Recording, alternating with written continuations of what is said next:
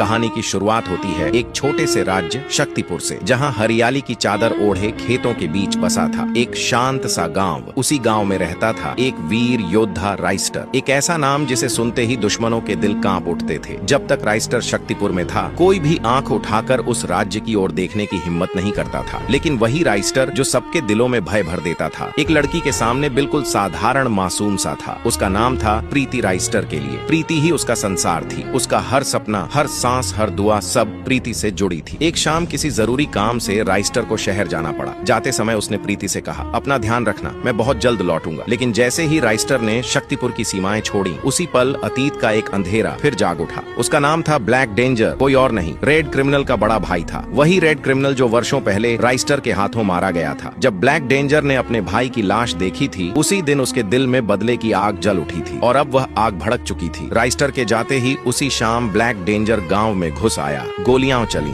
धुआं फैला, लोगों की चीखें आसमान चीरने लगी, पेड़ जलाए गए, घर राख में बदल दिए गए और अंत में वह पहुंचा प्रीति के पास। उसे जबरदस्ती उठाकर एक गुप्त हवेली में कैद कर दिया गया। कुछ दिनों बाद आसमान से एक हेलीकॉप्टर उतरा, उसमें से निकला राइस्टर। लेकिन यह पुराना राइस्टर नहीं था, ये और भी ज्यादा शक्तिशाली और ज्यादा भयानक बन चुका था। उसके हाथ में एक ऐसी तलवार थी जो हजारों की भीड़ को एक ही वार में चीर सकती थी। जब राइस्टर ने अपना गांव देखा तो वह राख और मिट्टी में तब्दील हो चुका था। एक व्यक्ति जमीन पर पड़ा अपनी आखिरी सांसें गिन रहा था। मरते मरते उसने बस इतना कहा, ब्लैक डेंजर प्रीति को ले गया और पूरे गांव को मार डाला। और फिर उसकी सांसें थम गईं। उसी क्षण राइस्टर का खून खौल उठा। उसने आसमान की ओर देखा और कहा, ब्लैक डेंजर, अब तेरा अंत होगा। उसकी आवाज पूरे गांव में गूंज उठी। तलवार थामे राइस्टर सीधे ब्लैक डेंजर के सामने पहुंचा। उसकी आंखों में आंखें डालकर कहा, मैं तुझे छोड़ूंगा नहीं। ब्लैक डेंजर हंसा और बोला, मुझे पता था राइस्टर, तू अपनी मोहब्बत को बचाने जरूर आएगा। और फिर शुरू हुई आखिरी जंग। राइस्टर की आंखों में आग थी। उसने प्रीति का नाम लिया और पूरी ताकत से एक अंतिम वार किया। उसी पल ब्लैक डेंजर जमीन पर गिर पड़ा। राइस्टर ने प्रीति को उस हवेली से मुक्त कराया। प्रीति ने उसकी आंखों में देखा और कहा, मुझे पता था राइस्टर, तुम जरूर आओगे और मुझे बचाओगे। दोनों ने एक दूसरे को गले लगाया और वापस अपने गांव की ओर चल पड़े, एक नई शुरुआत के लिए।